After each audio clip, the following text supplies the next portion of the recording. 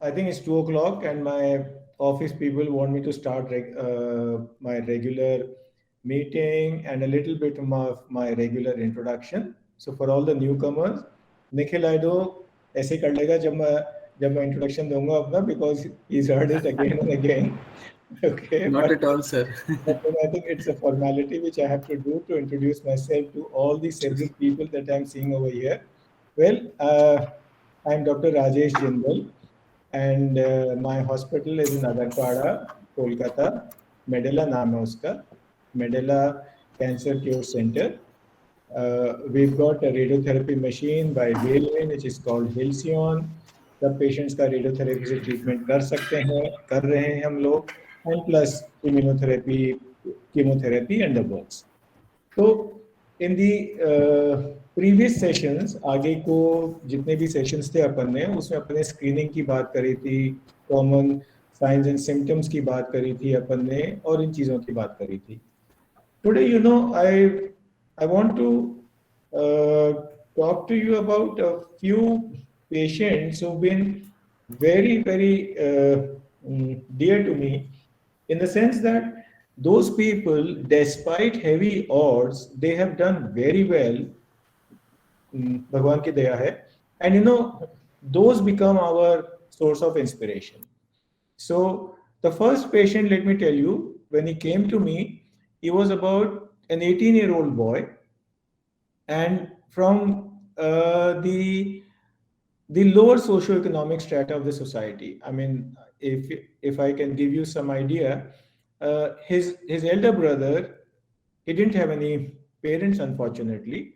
His elder brother used to work in a shop in Central Avenue in Kolkata. So that was the financial status of that boy.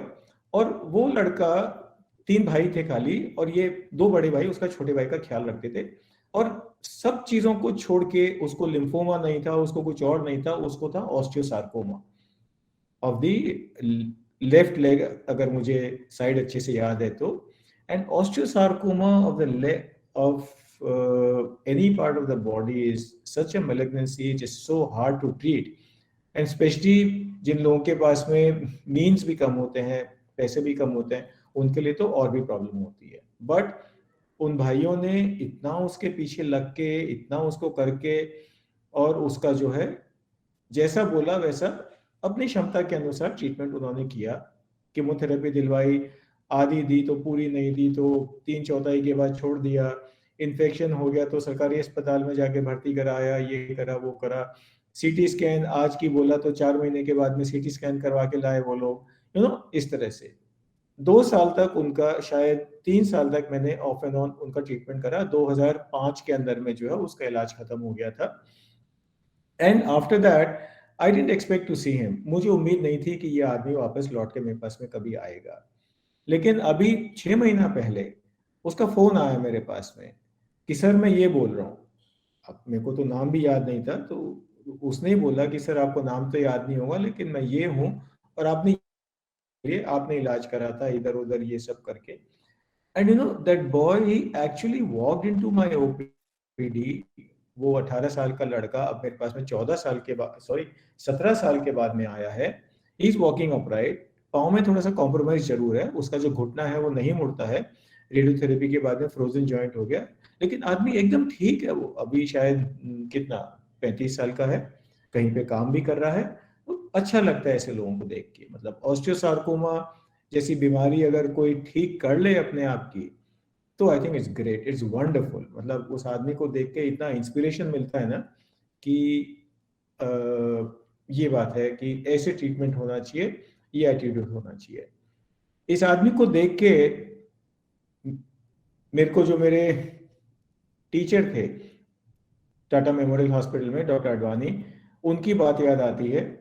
वो कहते थे हरदम कि जिंदल, अपने को जो आदमी ठीक नहीं हुआ है उसका तो ध्यान रखना ही है, मतलब उसका तो इलाज करना ही है, लेकिन जो आदमी ठीक हो गए हैं उनको खाली फॉलोअप की नजर से मत देखो कि आज 6 महीने के बाद आया अभी ठीक है, और 6 महीने के बाद आया ठीक है. नहीं, उनको देखना इस नजरिए से है कि इस आदमी का क्या करा था, अपन ने क्या करा था, अस्पताल ने क्या करा था, और इस आदमी ने क्या करा था, अपने घर पे जाके क्या खाया, क्या पिया, क्या एक्टिविटी थी, कैसे इसने अपने आप को किया कि ये ठीक हो गया, और इसी स्टेज का एक आदमी और जो था वो नहीं ठीक हुआ.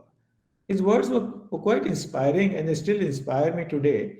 And I think this is what it is. आज के लिए मैं समझता हूँ इतना इंट्रोडक्शन काफ़ी है. आज काफ़ी नए लोग दिख रहे हैं मेरे को. I can recognize Dr. Daruka, of course, pediatrician है, senior pediatrician in town, a very dear friend, a very dear elder, I would say. And then comes Santosh Sarkar is here, Miss Jyoti is here, Sushila ji is here, और 7 लोग और हैं जिनके नाम नहीं display हो रखे हैं. तो I think we can start the open house. तो anybody has any questions, any comments, तो प्लीज दीजिएगा. बस एक बात का ध्यान रखिएगा कि हम कोई इंडिविजुअल प्रॉब्लम्स, इंडिविजुअल सवाल जो है वो नहीं ले पाते हैं, क्योंकि एक इंडिविजुअल के सवाल अगर सुनने लगेंगे तो सारी मीटिंग शायद उसी में खत्म हो जाएगी अपनी. तो अभी लेट्स स्टार्ट. तो देखें, Nikhil, you want to add something to this? Sir, similar thing I would like to request all the participants that any personal treatment or diagnosis we will not entertain for a moment, but sir has already shared his contact details and the address of the hospital. So anybody who wants to refer, you can certainly visit Dr. Sir in his clinic or in hospital. So that is what I would like to request everybody. Okay, so now let's proceed. Yes, sir.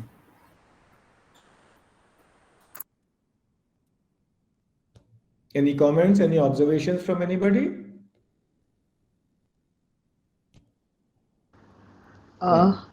Doctor, I just have one question to ask. Yes, please. What, I would say I'm 67 years old, okay? Yeah. And my first, brush with breast cancer was in October 2017. And I did pretty well till January last year, January 21. I just, went for my follow-up checkup, because in 2020, because of the pandemic, we were not able to visit the doctor. Okay. But I must say that in 2020, a lot of people discovered they had cancer. Yeah. And they said, it was just not there in our family, how we got it. So I think the discovery of cancer shocks people a lot. What are the steps people can take? Because, all this mammogram and all that, by and large, I would say women don't like to go for that. Agreed. Okay. And, it's like a stigma. अरे कुछ हो गया है क्या? क्यों जा रहे हो? And it is still not an accepted fact that they should go for their own follow-ups and checkups. Okay. So, in your opinion, at what stage, menopause, pre-menopause, post-menopause, all that one has heard. But you also have people at the age of 30 getting cancer of the breast, which is very surprising. In the recent past, in 2020, I would say 2 people I know personally. One young boy, 28 years old, he discovered 4th stage of lung cancer. Okay.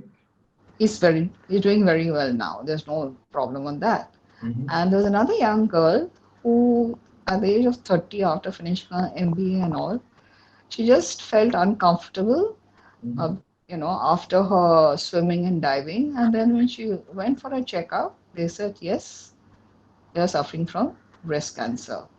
Now, I'm giving these 2 examples because it was difficult for us to accept the fact that, arey, 30 barस mein kya ho gaya, I mean, you were perfectly okay, because there are no outwardly symptoms which one can see or identify.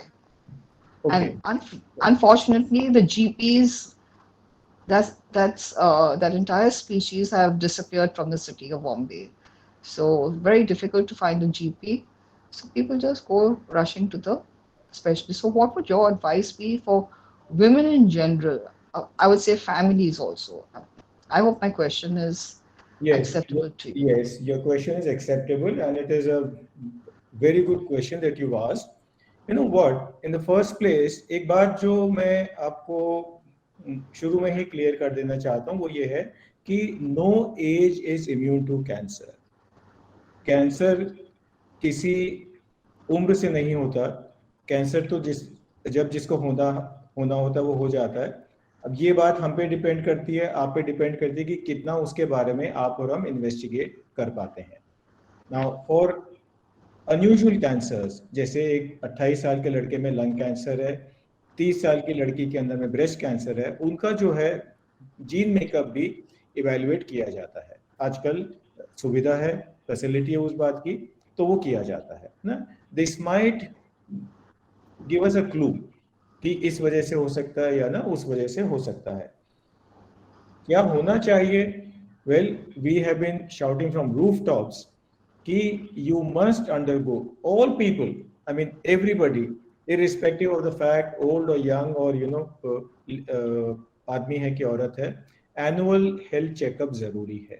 it is a must. It is not something which you do out of compulsion. You must do it out of कि मुझे करना है, I want to stay healthy, और इसलिए मेरे को जो है ये करना है और हर साल जाके करना है, ईमानदारी से करना है। ठीक है, कोई एक्सक्यूज नहीं बनाना उसके अंदर में। women, we've been emphasizing again and again from the age of 15-16 upwards, right until 80-85, or until then, please do a monthly breast self examination. It is a must. The breasts are so approachable, they can be so easily examined by the woman herself कि ये problem होनी ही नहीं चाहिए कि मेरे को इतनी बड़ी गांठ हो गई और मुझे पता ही नहीं चला। No, it shows ignorance on the part of the woman, unfortunately, and it shows that we people have not been able to spread the message effectively. दोनों बातें हैं, अवेयरनेस की जरूरत है और अपने होमवर्क की जरूरत है, अपने काम की भी जरूरत है। उस सूरत के अंदर में जाके ये जो इंस्टेंसेस हैं, 30 साल की उम्र के अंदर में ब्रेस्ट कैंसर हो गया, देखिए जिसको 30 साल की उम्र में ब्रेस्ट कैंसर होना है वो उसको होगा, क्योंकि मुझे नहीं पता कि किसको होगा, लेकिन कम से कम वो स्टेज में तो जल्दी में पकड़ सकते हैं ना उसको। फिर जिस दिन आधा सेंटीमीटर की गांठ उसको देखे, 1 सेंटीमीटर की गांठ उसको देखे, उस दिन वो आ सकती है डॉक्टर के पास में, तो इलाज संभव होता है अर्ली स्टेज के अंदर। ठीक है, now I can also see Mukesh Bhaiya, who's my elder brother. So, Bhaiya, are you there? We can't hear you. Please switch on your mic. Mukesh Yes. Bhaiya, please switch on your mic. Yeah. Now Can you hear me? Yes, Bhaiya, we can hear you. Bhaiya, I believe you've got a lot of feedback regarding being a good cancer caregiver, say for whatever reason. So, Sorry? I mean, you have been a good caregiver to cancer patients, am I right? Yes. Yes. So will you share some of your feedback? How do you approach a friend with cancer? How do you approach a family member? How do you approach an elder or a younger one? 2 minutes of your time, please. Yeah, absolutely. I feel first and foremost they should be put to rest, that it is not something so much to be feared. भैया, I am sorry to interrupt, Hindi में बात करते हैं तो शायद ज्यादा लोग समझ पाएंगे। मेरे को लगता है कि सबसे पहले तो जो पेशेंट है उसको और उसके घर वालों को यह स्पष्ट होना चाहिए कि इससे इतना डरने की आवश्यकता नहीं है, इसका सही उपचार करवाएं, वो सबसे आवश्यक है। और सही उपचार के लिए आप सही अगर डॉक्टर के पास गए, उसके कहे अनुसार उसका उपचार कर रहे हैं, तो that is the best line of approach. जी, वेल भैया, सो नाइस ऑफ यू, लेकिन साथ में अच्छे डॉक्टर का चुनाव कैसे होगा भाई? क्योंकि आगे तो घर में किसी को बीमारी थी नहीं, आगे किसी को दोस्तों में बीमारी नहीं थी, ये अचानक से एक दिन शाम को फोन आता है कि भाई ये हो गया, तो अब कहाँ जाऊं मैं? एंड इज आस्किंग यू, वो किसी और से नहीं पूछ रहा। हाँ, ये तो चुनाव, अगर आप किसी के संपर्क में हैं जो अच्छा डॉक्टर है तो आप उसको रेकमेंड करेंगे। जैसे मैं किसी पेशेंट का केयरटेकर था, मेरे को जिनसे भी संपर्क हुआ और उनसे अगर मेरे को तसल्ली थी तो मैं डेफिनेटली उनको रेफर करूंगा। Precisely, yeah, yeah. Anyway, thank you भैया, so nice of you to join us। और बने रहे आप, शायद आगे भी अगर आपको जब भी लगे कि आप अपना फीडबैक इधर पे दे सकते हैं तो भी जरूर दीजिएगा। Doctor Daruka, are you with us? आपका माइक ऑफ है।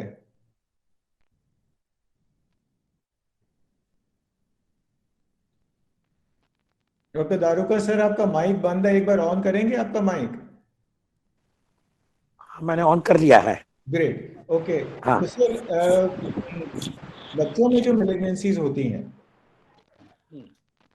उनमें क्या स्पेशल प्रॉब्लम्स क्या होती है माँ बाप को, मतलब बच्चों को या माँ बाप को? किसी का भी एक का आप जो पर्सपेक्टिव है वो आप हमको बता सकते हैं, so that you know people are aware, क्या कैसे कर सकते हैं, क्या करना चाहिए, किस समय करना चाहिए। ये तो कहना बहुत डिफिकल्ट है। शुरू में बच्चों को जब शुरुआत होती है ये चीज़ की, तो उनको कहीं पर पेन वगैरह हो रहा है या गिल्टी वगैरह बन जाती है तो उनको दिखाना चाहिए, और यदि स्पेशलिस्ट को रेफ़र करे पीडियाट्रिशियन तो उनको स्पेशलिस्ट को दिखाना चाहिए। मेरी तो ये राय रहेगी। जी, आई थिंक आपने सही बात बोली है बिल्कुल, कि अगर आपको लगता है कि कुछ प्रॉब्लम है, आपका जो जनरल प्रैक्टिशनर है वो बोलता है कि कुछ आपको तकलीफ है आपके बच्चे को, तो फिर उसको ज़्यादा झुलाइए मत। फिर आपका जिसको भी उसे रेफर करा है उसके पास जाइए प्लीज़, और अपनी प्रॉब्लम सॉर्ट आउट करवाइए, चाहे आपके बच्चा हो चाहे कोई भी हो, अडल्ट तो घर में कोई भी हो। लेकिन यहाँ पे ज्योति की बात सही है कि बॉम्बे में और अन्य शहरों में, बड़े शहरों में ज़्यादातर जीपी की प्रजाति ही लुप्त होती जा रही है। मतलब जीपी, अच्छा जीपी ढूंढने से नहीं मिलता है, यू नो, एक उसका सब्स्टिट्यूट है। जितने भी हॉस्पिटल्स हैं, कॉर्पोरेट हॉस्पिटल्स हैं, वो सब लोग हेल्थ चेकअप का पैकेज देते हैं और फ्री कंसल्टेशन उसके साथ में लगता है, राइट? एक फ्री कंसल्टेशन है या कंसल्टेशन है, चाहे चार्ज लेते हैं उसका भले से। आप सारी रिपोर्ट्स लेके उस हॉस्पिटल का एक जो डॉक्टर है आप उसको दिखा सकते हैं, तो treat him as your GP. आपने जिस भी कॉर्पोरेट हॉस्पिटल से या आपने जो भी क्लिनिक आपके नज़दीक में है जो कि आपका हेल्थ चेकअप करता है एनुअली, ठीक है, उसके पास जाके वो जिस डॉक्टर के पास है भेजता है आपको कंसल्टेशन के लिए, उससे पूछिए, उसको जीपी मानिए अपना और उससे काम कीजिएगा आगे। वो जहाँ रेफर करता है उधर के अंदर में जरूर जाइएगा। So I hope miss Jyoti have answered your question about disappearing GPs in Mumbai and other places. Yes, thank you very much. Okay. But I'd like to add something to that, if Yes, I may, with your permission. See, the problem is that they will, I mean, I'm not talking of my case, okay? I'm talking of generally.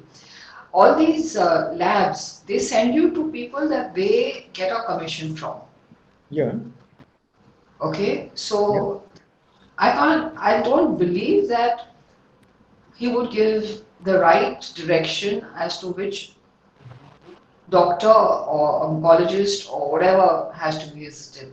And I'm saying that from experience because having, you know, been in Bombay and seeing all this, my doctors tell me that you go to, just tell them that you're my patient and they will, you know, not charge you that extra premium for the blood test, because the blood test package is not cheap, it's quite expensive.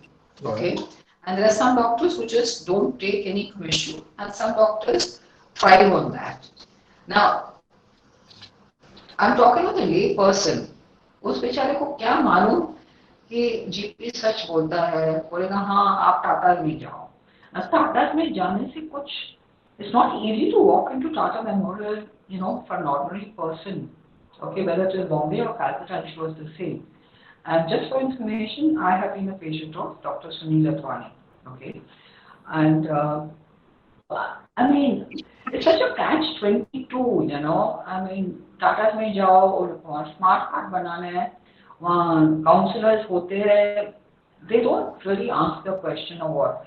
I wish the pharmaceutical companies would do a public service campaign and keep telling people that this is the way you need to go. But unfortunately, that also is not working. So I'm not only talking of cancer, I'm also talking of any other problems, So Yes, this chakkar of blood test karana hai, and hemoglobin and vitamin D, vitamin 12, ये सब.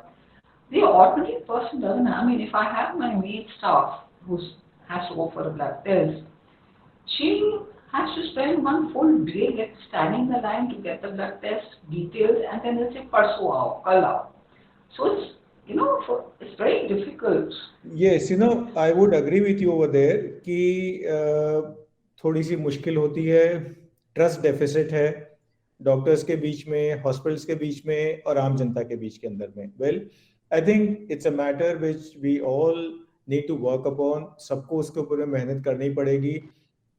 कुछ investigations की तरफ से, कुछ जो आम मरीज हैं उन लोगों की उम्मीदों की तरफ से, अस्पताल से क्या मिल सकता है, लोगों की उम्मीद क्या होती है, अपेक्षा क्या होती है, काफी उसके अंदर में जो है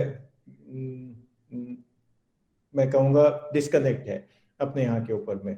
I think that needs to be sorted out. Patient awareness है, एजुकेशन है, आई थिंक उस सब का मेजर रोल है इस चीज के अंदर में.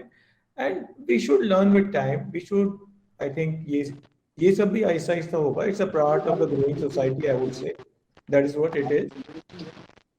And what Mukesh Bhaiya was saying about, cancer care giving, the caregiver also needs a lot of patience, and he has to be educated to क्या करना है, क्या नहीं करना है, because हाय करने से तो कुछ फायदा नहीं. ये number NCB box. I think sound overlap हो रहा है. आई बिलीव कोई और भी कोई बोलना चाह रहा है. कौन है? मिस्टर सुब्रत मजूमदार, आप कुछ कहना चाह रहे हैं? मिस्टर सुब्रत मजूमदार, आपका माइक बंद है. नहीं, ठीक है सर, मैं अभी ऑडियंस सुन रहा हूँ. ठीक है. अच्छा, अभी आप सुन रहे हैं, फिर आप समझ के उसके बाद कमेंट्स देंगे अपने जरूर से, है ना? एकदम sure. That is what I would expect. Okay. Now, in the audience, we also have our expert in radiophysics, radiobiology, Dr. Kabasi, who is our technical expert. And Dr. Kabasi, आप हैं यहाँ पे? Are you here?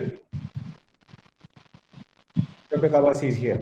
Okay. So you can see him over here, and he's the man who has set up the greatest number of linear activities in this part of the country.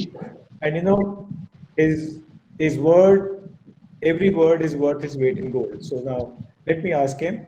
Dr. Kabasi, पिछली बार अपनी radiation को लेके, radiation unit को लेके बात हुई थी. इस बार I would want to ask you कि what do most people don't understand कि ब्रैकीथेरेपी क्या होता है. I mean, रेडिएशन थेरेपी तो लोगों को समझ में आ जाती है, लेकिन लोगों को ये नहीं समझ में आता है कि ब्रैकीथेरेपी क्या चीज है. तो एक बार उसके ऊपर में 2 मिनट के लिए कुछ बताइए ना कि क्या होती है ब्रैकीथेरेपी, कहाँ पे दी जाती है. Brachytherapy, nowadays they are calling it as HDR brachytherapy, means high dose rate brachytherapy. So it is the technique in which the radioisotope source we inserted into the patient through body cavity or through surgery to the tumor itself, or very near to the tumor, so that radiation can be given conformally to the tumor only, sparing all the vital organs. So in that case, it's a true conformal treatment of radiation to the tumor only, sparing the normal tissue. So what we do, we did a very miniature source. Maybe the source size is 1.5 millimeter or 2 millimeter of size. And normally we are using iridium 192 source.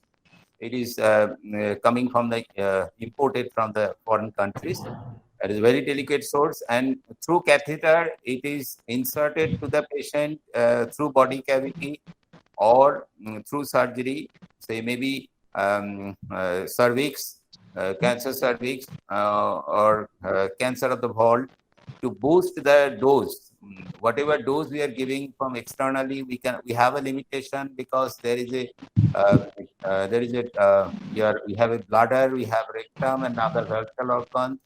So we cannot go beyond certain limit up to above 5,000 centrifuge dose over there.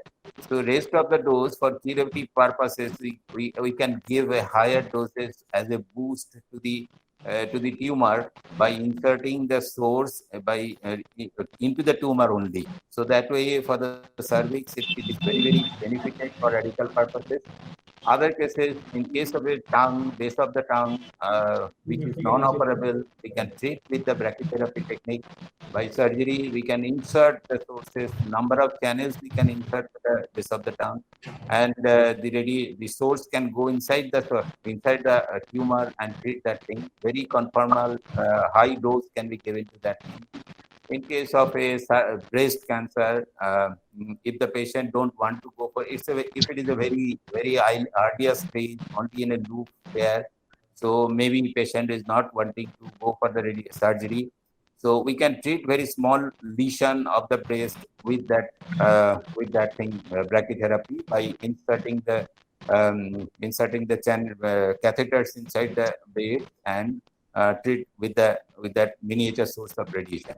In case of a sarcoma, maybe sarcoma of thigh, through surgery in the OT actually, we put the catheters through the surgery inside the tumor to the and after that the patient comes in the brachytherapy unit, and this miniature source can be put into the tumor so that it can be treated conformally. High doses can be given to the tumor, bearing the normal figure. Result is very good, but the procedure is very difficult. Dr. Kabasi, so nice of you to detail this thing. एक word जो बार बार आपने काम में लिया है, conformal. Yes. Very technical word. क्या मतलब होता है इसका? Conformal means whatever we want as a clinician, as a medical physicist, we want to give the 100% dose to the tumor only, sparing the we don't want to give any dose to the normal tissue, because radiation has bad effect on the normal tissue also. We want to give less and less dose to the normal tissue. Conformal means we are giving 100% or 95-97% dose, whatever we wanting to give to the tumor only. It's a very conformal means it's uniform all over the dose to the tumor. High dose is given, and it's not that somewhere in the tumor somewhere dose 30%, somewhere dose 90%. So it's a 95%, 97% dose all over the tumor, so that tumor control can be done very efficiently.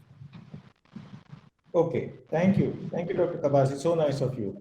I believe Mukesh भैया आपका mic flash कर रहा है. You want to add something? No, I don't want to add. I just got on to the conversation. Yeah. Okay, fine, great. So nice of you. अच्छा, मेरे पास में एक question आया है. What is the difference between a CT scan and a PET CT scan? Now, what exactly is a PET? PET is positron emission tomography, right? अभी इसमें क्या करते हैं कि we actually have 2 machines in the PET, and we have 2 scans in PET which are actually superimposed. Now see the rationale of doing a CT scan and a PET CT scan. The rationale of doing a CT scan is कि आपके शरीर में कहीं भी कोई abnormality है क्या, और abnormality से मतलब है कहीं कोई swelling है क्या, गांठ है क्या. जनरली पेट सीटी अपन इसलिए करते हैं, टिश्यू ग्रोथ एबनॉर्मल कहीं पर भी है क्या, उसके लिए अपने को जो है सीटी स्कैन अपने को करना पड़ता है। जनरली सीटी का लिमिटेशन होता है 8 मिलीमीटर्स के ऊपर में जो भी चीजें होती है सीटी स्कैन उनको पकड़ सकता है। 8 के नीचे कुछ सीटी जो कि ज्यादा, जिनका रेजोल्यूशन ज्यादा अच्छा होता है, वो शायद उसको पकड़ लें, ये हो सकता है कि नहीं पकड़ें। एग्जैक्ट कितना रेजोल्यूशन पे क्या होता है ये आई थिंक आपको कोई रेडियोलॉजिस्ट ज्यादा अच्छे से बता पाएगा। नाउ सीटी स्कैन में देख के आपको ये पता चलता है कि यहाँ पे कुछ एबनॉर्मल टिश्यू है। अब वो एबनॉर्मल टिश्यू जो है किस चीज का है, उसको कैरेक्टराइज कैसे किया जाए, है ना, कैंसर का है कि नॉन कैंसर का है, उसके लिए we do a pet CT scan. पेट सीटी का रैशनल क्या होता है, देखिए कैंसर के सेल्स जो होते हैं, चाहे जो ट्यूमर होता है, सबसे ज्यादा रैपिडली मल्टीप्लाइंग सेल्स होते हैं उसके, इसीलिए तो फैलता है, इसीलिए तो ट्यूमर बड़ा होता है वो, कि सेल्स उसका रैपिडली मल्टीप्लाई कर रहे हैं। जो सेल्स उसके जल्दी मल्टीप्लाई कर रहे हैं तो उन सेल्स को उतना ही ग्लूकोज चाहिए खाने के लिए। तो इसमें क्या करते हैं, पेट सीटी के अंदर में ग्लूकोज लेते हैं और उसके ऊपर में जो है एक रेडियो एक्टिव सब्सटेंस से उसको टैग कर देते हैं। टैग का सीधा सा मतलब होता है कि रेडियो एक्टिव ग्लूकोज है वो, आप खाते हैं उसको तो सबसे ज्यादा जो कॉन्सेंट्रेशन होगा उसका वहीं पे होगा, क्योंकि ट्यूमर सेल्स जो है प्रेफरेंशियली ब्लड से ग्लूकोज खींचते हैं, तो जो रेडियो एक्टिविटी जिस ग्लूकोज में है उसको खींच लेंगे, उस ग्लूकोज को खींचेंगे अपनी तरफ, तो सबसे ज्यादा जो ग्लूकोज का कॉन्सेंट्रेशन होगा वो उसमें जाके होगा, ट्यूमर में जाके होगा। और अभी क्या करते हैं, फिर उसको 4-5-6 घंटे उसको पेशेंट को आइसोटोप देके छोड़ते हैं, फिर उसका जो है ये जो रेडियो एक्टिविटी है इसमें से ये रेज निकलती है, पॉजिट्रॉन्स वगैरह निकलते हैं, उनको मैप किया जाता है, उनका स्कैन किया जाता है कि शरीर के कौन से हिस्से में से सबसे ज्यादा ये पॉजिट्रॉन्स निकल रहे हैं। फिर आपका सीटी स्कैन किया जाता है, फिर दोनों को सुपर इम्पोज किया जाता है, एक के ऊपर एक रख के देखते हैं कौन सी जगह के अंदर में एबनॉर्मल टिश्यू भी है और उधर का ग्लूकोज का एक्टिविटी भी ज्यादा है। अगर एक्टिविटी भी ज्यादा है ग्लूकोज का, एबनॉर्मल भी दिखता है सीटी स्कैन में, तो मतलब उस एरिया के अंदर में कैंसर है। तो ये रैशनल होता है सीटी स्कैन करने का, पेट सीटी स्कैन करने का। पेट सीटी स्कैन इसलिए करते हैं कि सारा शरीर की स्टेजिंग हो जाती है, सारे शरीर के अंदर में जहां भी कहीं एक्स्ट्रा ग्लूकोज, जहां भी कहीं एक्स्ट्रा एक्टिविटी होती है उसकी, उधर में आपको मालूम चलता है कि ये एक्स्ट्रा एक्टिविटी है, इधर में ग्लूकोज ज्यादा खा रहा है, सीटी स्कैन में एबनॉर्मल टिश्यू है, तो इट मेक्स अ फॉर कि ये जो एबनॉर्मल टिश्यू है कैंसर का टिश्यू है, तो उसे स्टेजिंग हो जाती है पूरी। चेस्ट में एबनॉर्मल टिश्यू है क्या, एब्डोमेन में एबनॉर्मल टिश्यू है क्या, कहीं भी और एबनॉर्मल अगर होता है तो it shows up on the PET scan. Well, thank you for the question, CT versus PET. Now I can see a old friend over here, Dr. Mohammad Javed. Javed साहब आपका माइक ऑन कीजिए। नमस्कार, आपका माइक ऑन कीजिए। डॉक्टर जावेद आपका mic on कीजिए भाई, आपके विचार सुनने हैं हमें। अभी सुनाई दे रहा है आपको?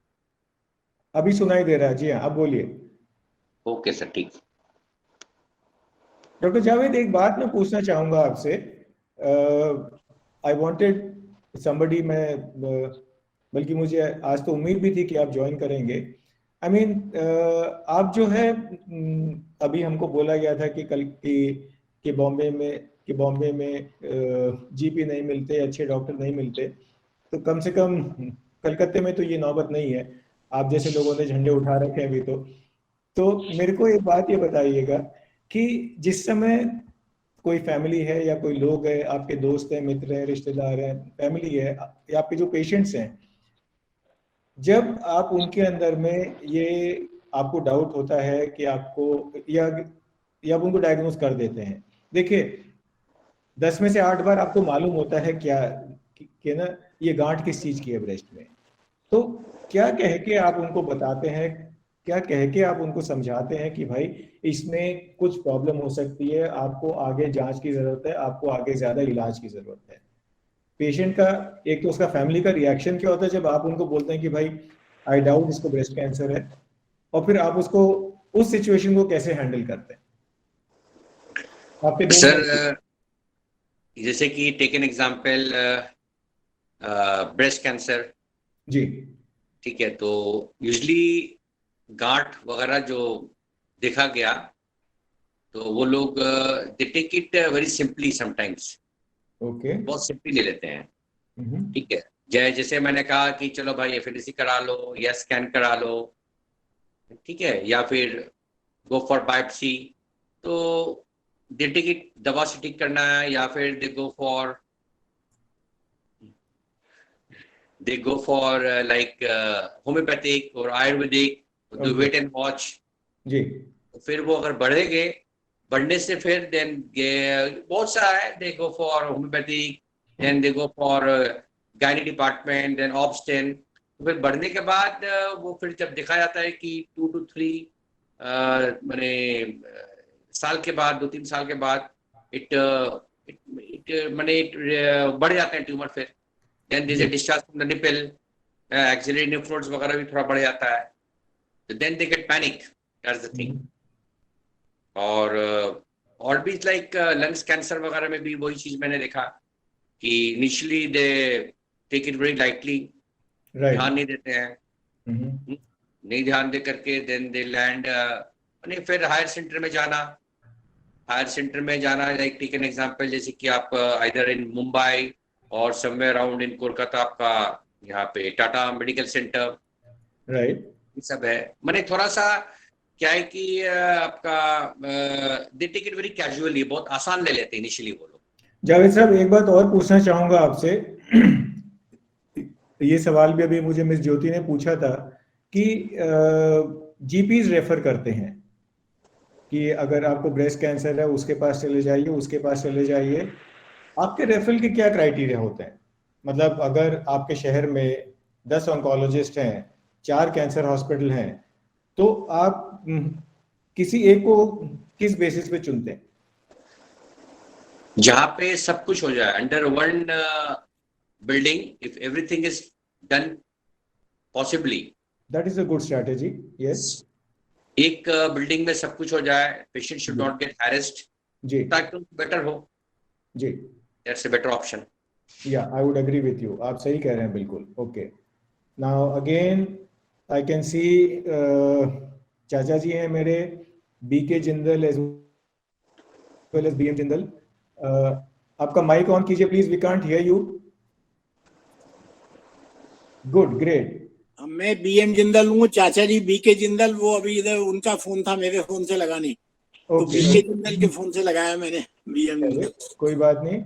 Any comments you want to make, any expert observations? आपने तो इतना सब कुछ देखा है, सुना है, आपकी सोसाइटी में भी कई पेशेंट्स होंगे आई एम श्योर। हाँ है, तो वी आर लुकिंग फॉरवर्ड, कल आप आओगे तो 1-2 की तो बुकिंग भी हो गई है। दिलीप जिंदल की वाइफ को भी बड़ी प्रॉब्लम है, तो लोग पूछते हैं आपका, तो कल बताएंगे 1-2 पेशेंट जो भी हैं आपको, वो they will be keen to meet you and they will be benefited by your Bombay visit.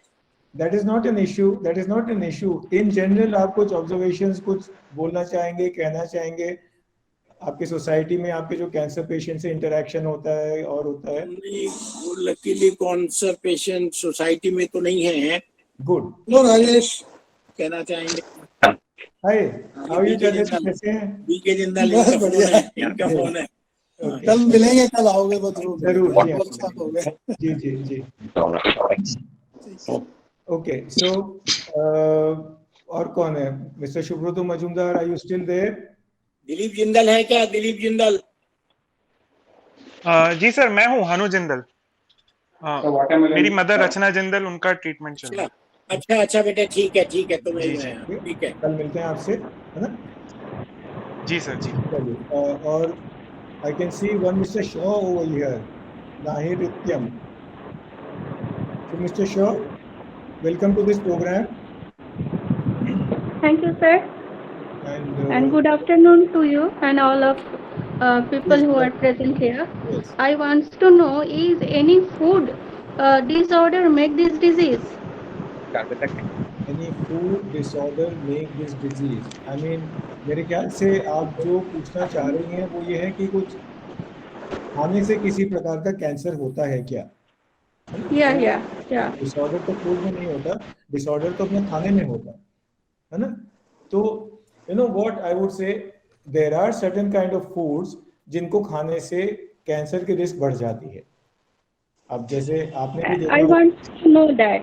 आपने भी देखा होगा, सुना होगा कि जो लोग नॉनवेज ज्यादा खाते हैं, रेड मीट ज्यादा खाते हैं, उनको लार्ज इंटेस्टाइन का कैंसर ज्यादा होने का चांस रहता है। ठीक है, चाइना के अंदर में लोग स्मोक फिश बहुत खाते हैं, तो उसको नाक के पीछे की जो जगह होती है नेजोफेरिंक्स, उधर का कैंसर ज्यादा होता है। और सबसे बड़ी बात तो खाने पीने की जो है, टोबैको कितना खाते हैं लोग, और सिगरेट कितना पीते हैं, अल्कोहल कितना पीते हैं, तो सबसे बड़ा खाने पीने का तो वहीं से चालू कीजिए ना। Then you go on to foods, adulterated foods, right? They contain a lot of substances which are harmful in the body. और harmful से मतलब होता है they cause infection in the body, they cause inflammation in the body. जहाँ पे भी chronic irritation होगा body के अंदर में, like for example stones in the gallbladder, बहुत ज़्यादा उसके अंदर में प्रॉब्लम है, बहुत ज़्यादा उसके अंदर में inflammation होता है gallbladder से, तो आगे जाके क्योंकि 100 में से 80 केस जो कैंसर गॉल ब्लैडर के मिलते हैं, उनको गॉल स्टोन्स की हिस्ट्री रही हुई होती है। ठीक है, तो खाने पीने के ऊपर में हर एक चीज खाइए, मॉडरेशन में खाइए, लेकिन ठीक है, ये नहीं कि एक चीज खाना शुरू कर तो खाते गए उसको, मॉडरेशन में खाइएगा। वेट बराबर रखें अपना, वेट आपका जो आइडियल जो हाइड्रेट वेट के चार्ट्स होते हैं उनके हिसाब से रखिएगा। आइडियली एक्सरसाइज शेड्यूल होना चाहिए आपका, कि रोज की कम से कम आधे घंटे की एक्सरसाइज होनी चाहिए मिनिमम, अगर उससे ज्यादा कर पाए तो अच्छी बात है, right? And good lifestyle, time पे सोइए, टाइम पे जागिएगा, यू नो, ये सब करने के बाद होंगे। लाइफस्टाइल चेंजेस कीजिएगा, खाने के चेंजेस कीजिएगा, स्मोकिंग अल्कोहल अवॉइड कीजिएगा, ठीक है, and then you will do well. Thank you, sir. Okay. Doctor Javed, आप कुछ कहना चाह रहे हैं शायद, बोलिए। हाँ सर, ये एक चीज और पूछना था कि लाइक प्रोस्टेट का जो कैंसर यूजुअली जो हम लोग देखते हैं, सॉरी, प्रोस्टेट का कैंसर, प्रोस्टेट का जो हम लोग यूजुअली देखते हैं, हाँ, तो इनिशियली वो डिटेक्ट बड़ा मुश्किल से होता है सर। सही कह रहे हैं आप। और जब डिटेक्ट होता है तो दैट माने उस वक्त इट्स वेरी हाई टाइम। या तो अर्ली डिटेक्शन के सर मैंने क्या, जैसे कि सब बोलते हैं PSA, then other parameters like size of the prostate, weight of the prostate. Yes, exactly. तो डॉक्टर जावेद आपने भी, हाँ बोलिए, आपका सर क्या ओपिनियन है, लेकिन जैसे कि डिटेक्शन अर्ली कैसे किया जाए? देखिए डॉक्टर जावेद, क्या है कि प्रोस्टेट में कहाँ पे तकलीफ होती है कि एक तो ये जो बीमारी है जनरली 50s के बाद शुरू होती है। जी सर। 50s तक आते आते 55, 57, 58, 60 तक आते आते मेल्स को वैसे भी यूरिन में तकलीफ होने लगती है। एक दो बार रात को उठने को पड़ता है, थोड़ी सी हेजिडेंसी होती है, इनिशिएट करने में प्रॉब्लम होती है ना, स्ट्रीम में प्रॉब्लम होने लगती है, और फिर आप जिसमें रोकते हैं यूरिन करना तो फिर एक दो ड्रॉप्स उसमें ज्यादा गिरती है ना, तो ये सब प्रॉब्लम्स। अच्छा, इतना ज्यादा इसके बारे में आपको और हमको सिखाया पड़ा गया है कि हम सब इस बात को नॉर्मल मानते हैं, ऑलराइट, बिकॉज 50 के ऊपर है, 60 के ऊपर है, आदमी है, यूरिन में प्रॉब्लम होगी, सब इस बात को मानते हैं, समझते हैं, है ना। यहाँ पे क्या होता है, आपको स्क्रीनिंग की जरूरत है। यहाँ पे जो एनुअल हेल्थ चेकअप है उसकी इंपॉर्टेंस है।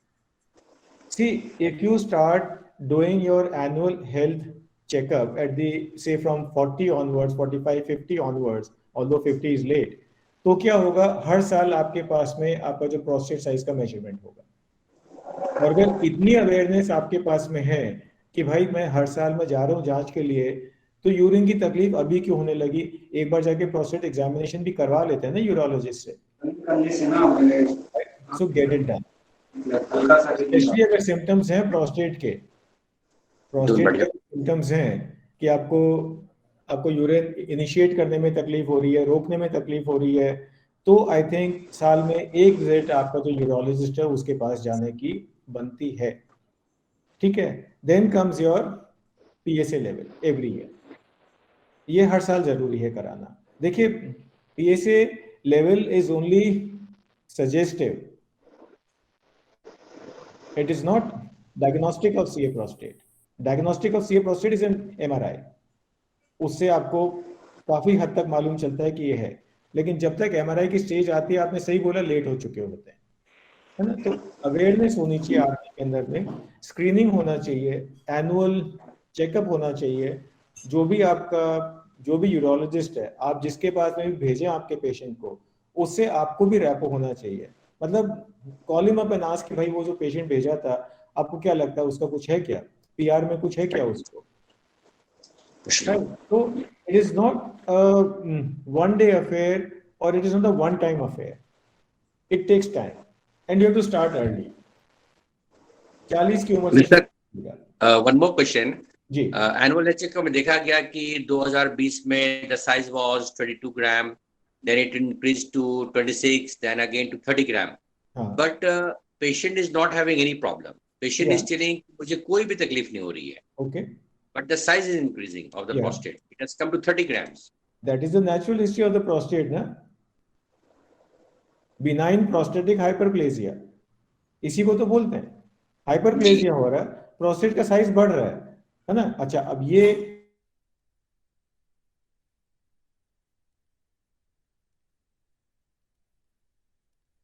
यूरेथ्रा पासेस, जिसमें से पेशाब की ट्यूब जाती है, जिस हिस्से में से प्रोस्टेट में से यूरिन की ट्यूब जाती है, जिसको कि यूरेथ्रा बोलते हैं, वो हिस्सा नहीं बढ़ रहा प्रोस्टेट का, और दूसरे हिस्से बढ़ रहे हैं, और दूसरे हिस्से बढ़ रहे हैं, तो आदमी को प्रॉब्लम नहीं हो रही है, तकलीफ नहीं हो रही पेशाब की, राइट। जिस दिन वो बढ़ने लगेगी, उस दिन उसको यूरिन की तकलीफ भी होने लगेगी। Okay, then you need to supplement it with the PSA level. Benign है जब तो PSA भी नहीं बढ़ा होगा, जितना उसका एज का पैरामीटर है उतना उसका PSA होगा। भगवान नहीं करे अगर उसे मैलिग्नेंसी है तो फिर तो PSA भी बढ़ा हुआ दिखेगा, फिर आपको साइज भी बढ़ा हुआ दिख रहा है पेशेंट के अंदर में, लेकिन सिम्टम्स भी होना जरूरी नहीं है। सिम्टम डिपेंड करेंगे लोग किस में है ज्यादातर। मतलब साइज पे और वेट पे हमको नहीं जाना है। अगर साइज बढ़ रहा है, वेट बढ़ रहा है, without any silent symptom, there is nothing to worry. You still have to do a PSA. अच्छा, You still have to do a PSA, क्योंकि जिस साइड में बढ़ रहा है उधर में क्या पता आपको कि मैलिग्नेंट है कि बिनाइन है। ओके, वो तो आपको PSA तो करना ही पड़ेगा उसमें। जी हाँ। और as a rule of the thumb, after the age of 50, तो कम से कम आपके जितने भी मेल पेशेंट्स हैं, एक दफा PSA जरूर कराइए साल में उनका। इट हेल्प्स या।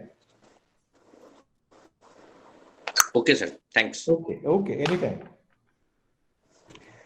क्यों चाहिए तुम्हारा बोलो तो? सर मतलब 1 वीक पहले। Anybody else who wants to give an comment or an observation? I can see there are at least 15, 16 other people. 23 I can see. Anybody else among the 15 people? Make sure you want to add anything more. Yeah, sir, I want to know what is the role of vitamin K and A in this disease. Well, vitamin A and K. See, I'll not be able to provide you a specific answer because I'm not into foods and vitamins and cancers. But as a general rule of the thumb, anything which is deficient in the body, and if it gives rise to inflammation of that particular organ or that particular system, then it might be harmful. It will be harmful, definitely. Now, whether it will lead to cancer or not, I'm sorry, I don't have an opinion on that. You will have to excuse my ignorance on this front. Okay, I now think vitamin A and K, deficiency of vitamin A and K leads to cancer, and excess leads to TB. well, I won't have an opinion on that, right? Because I'm not so widely read, so I don't have an opinion on that. You may be right, and लेकिन मेरे को देखना पड़ेगा. Sir, I want to have a patent on my fooding system. Can I do this? I don't know. I mean, I'm not the right person to ask, unfortunately. लेकिन if you have done such a lot of work, तो फिर आपको करना भी चाहिए. Sir, I am not in this field. I am become honors, but after that I got married, and since then I am cooking and feeding, and I am observing what I am feeding and what the results coming. Great. So start. I mean,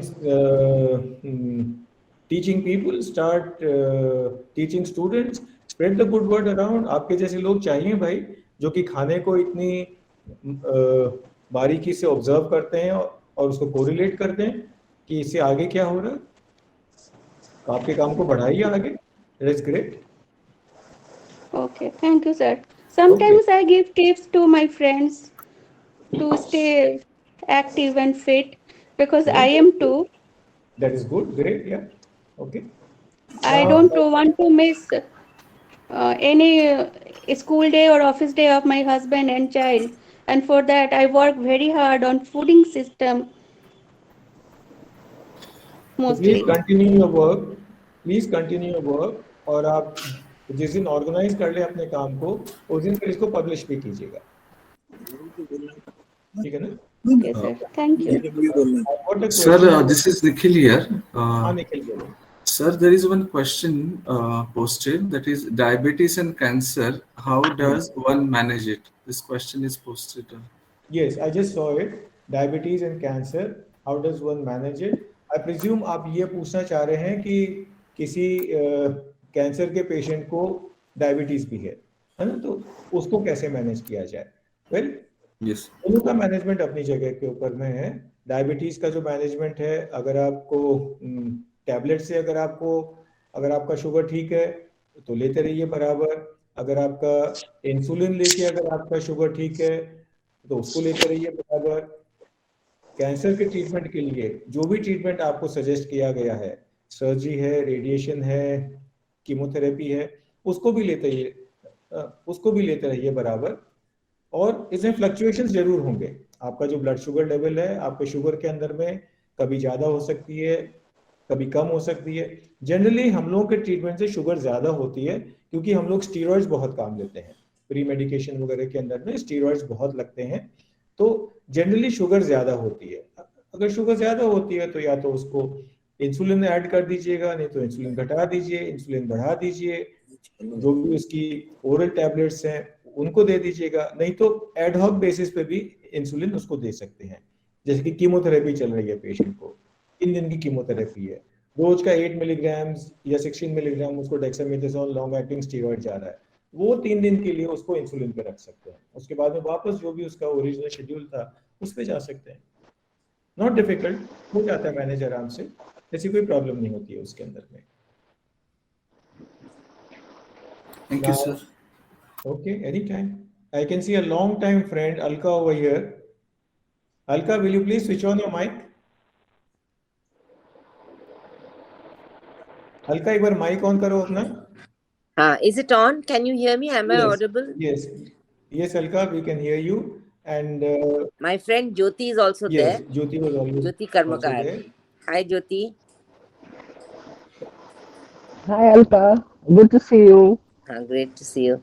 Yeah, we are lucky to be in this session when Dr. Jindal is there. He is such an authority on cancer. Alka, it's really nice of you to come. And as Jyoti also mentioned before, and we all know, हम लोग तो सब यहीं थे कलकत्ते में भाई, that you journeyed through hell and back. Yeah. Right. I had friends like you to take me to and fro. नहीं, लेकिन अलका तुम्हारे से जो बात सीखने वाली है तुम्हारे से जो बात सुनने वाली है सबको, वो ये है कि how did you hold your spirit so high, मतलब व्हाट वाज योर इंस्पिरेशन, तुम क्या सोच के इलाज में गए, क्या सोच के तुमने हर बात हमारी मानी, and you know the way you have handled the situation is exemplary. आपको तो माला पहनानी चाहिए उस बात के लिए। So let us get your pearls of wisdom. No, it's, I think, strength of friends, family, and God. I think overall, the strength of the Almighty was there always. And I have taken this time to write a book on Ma Sharda, and that's also giving me a lot of strength. You know, right now, that's great. So, okay. Yeah. Maybe we want to add, Alka, कि तुमने क्या इस बीच में खाया पिया, तुमने क्या exercise schedule था तुम्हारा, और यू नो इस सब के बारे में अगर 1-2 मिनट बोलेंगे तो अच्छा रहेगा ना। हाँ, मेरा actually recently my surgeon I think is, you know, that is Dr. Shikhande in Bombay. Everybody, I mean, and he told me that I must lose some 8 kg of weight. So my schedule for the last few months has been yoga, walking, diet control, and I have actually lost 5 kg. I've worked very hard towards it. Yeah, and I have lost. I have lost. That it is. It's if you make determination that you have to do it, हो ही जाता है, भगवान ही साथ देता है, हो जाता है। And diabetes, मेरे को, I have got diabetes. I take insulin 4 times a day. But lifestyle के अंदर उसको incorporate कर लिया है. You go out to parties, सब जगह जाते हैं, सब करते हैं. But carry my insulin pen. Yeah. अच्छा, thank you, Alka. Now I can also see Sushila.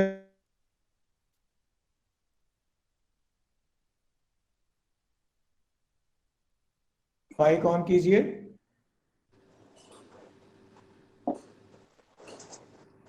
नहीं, आई डोंट, ओ यस, नहीं, I don't think Sushila ji ने माइक ऑन कर पाई हैं वो अपना, बट बोल रही थी वो, बट माइक नहीं ऑन था। Let me see, Sushila ji आप हमारे साथ हैं क्या अभी भी? I don't think she is here. Anyway, चलिए कोई बात नहीं। So I think we are towards the end of the session now. अपन ने we started with Ms. Jyoti, I believe, and then we went on to Mukesh Bhaiya, then to Dr. Javed, then to Dr. Kabasi, my Chacha ji, BM Jindal, and of course Alka was there. Or I think Mr. Mohammed wants to say something.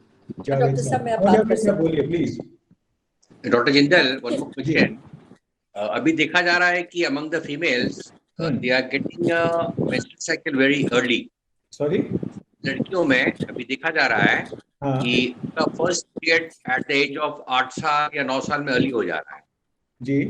ये क्या आगे चल के ये be problematic for the females, और या फिर it will be like normal? अभी भी देखा जा रहा है कि 32-36 इयर्स में बहुत से फीमेल के प्री कैंसरस कंडीशन ज्यादा मिल रहे हैं। Okay. Ji among 32 years, 36 years, 38 years, 40 years. I mean, pap smear के अंदर को ज़्यादा abnormalities मिल रही हैं। जी। देखिए ऐसा है, if you have an abnormal cervix, right, it might start with hyperplasia, atypical hyperplasia, go on to dysplasia, and so on and so forth. Right. जैसे जैसे एब्नॉर्मलिटी आपकी बढ़ती जाएगी वैसे वैसे आपको मैलिग्नेंसी का चांस भी बढ़ेगा।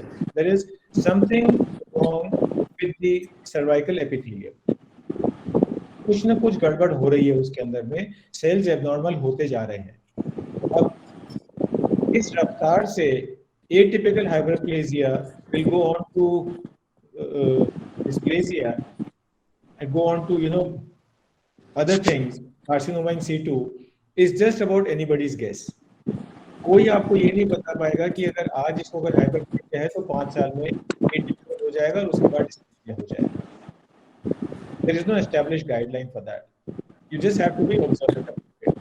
तो यूजुअली के बाद जो हम देखते हैं डॉक्टर जिंदल यूजुअली देखते हैं कि females above 30 we tell them to go for the pap smear जी, और पैप स्मीयर में अक्सर देखा गया रहा है कि एटिपिकल हाइपरप्लेशिया बहुत ज्यादा मिल रहा है जी, तो इसलिए उनको मैंने हम लोग every 6 month we tell them to go for the pap smear जी, और रिकरेंट देखा जा रहा है कि एटिपिकल हाइपरप्लेशिया मिल रहा है करेक्ट। मतलब दो बातें हो सकती है जावेद भाई उसके अंदर में कि या तो आजकल आप और हम अवेयर ज्यादा हैं, राइट, लेडीज अपनी कंप्लेंट्स लेके आ रही हैं आपके पास है, मेरे पास में, जो कि अच्छी बात है, राइट, और अवेयरनेस ज्यादा हो रही है। एग्जैक्ट इंसिडेंस क्या है मेरे पास में फिगर्स नहीं है ICMR के कि कितना एटिपिकल हाइपरप्लेजिया अपने को पैप्सी में मिलता है, कितना उसके अंदर मिलता है, but then it is a point worth exploring, I would admit. या point well taken and I will try to read up on it. उसके बाद में अपनी बात तो वैसे भी हो जाएगी, तो उनको भी बात कर लेंगे, but that's a good suggestion. या और सर ये जो अर्ली जो पीरियड जो बच्चे लोगों में हो रही है फीमेल्स में 8 साल 9 साल के लड़कियों को देखा जा रहा है and the mothers are very worried, early menstrual cycle, फिर से 3 साल बाद 4 साल बाद फिर से 13-14 साल में हो रहे हैं। जी Javed sir, I spoken to my wife, Dr. Shashi, who's a gynecologist, you know, about this thing. She mentioned it once offhand, so मैंने उनसे बात हुई थी, तो उनका जो मानना था ना, उनका मानना ये था कि इसमें क्या होता है कि उन गर्ल्स को एक दो बार में एटिपिकल ब्लीडिंग उस उम्र में होती है, 8 साल में 9 साल में, और जनरली उससे ज्यादा नहीं होता। मीनार की जब जो अपने यहाँ पे जो एवरेज एज है 12 से 13-14 साल के अंदर में उसी उम्र में होती है, लेकिन ये एक दो एपिसोड जो है ब्लीडिंग के होकर रुक जाते हैं, ज्यादातर यही होता है। That is what she told. Yeah, and I'm sure she's a lot more lady patients than you and I. They were first period यहाँ तक कि उनको स्टेरॉइड देना पड़ा। I have to give them steroid, then I have to give them hormonal also. Okay. तो माने मेप्रेट 3 times देना पड़ा to control with the mefenic acid and your tranexamic acid, तब जाके कंट्रोल हुआ था वो। अपन इस बारे में बात जरूर करेंगे जावेद साहब, कि अच्छा आइडिया दिया आपने, अच्छा इट इज सोचने के लिए कुछ है पास में।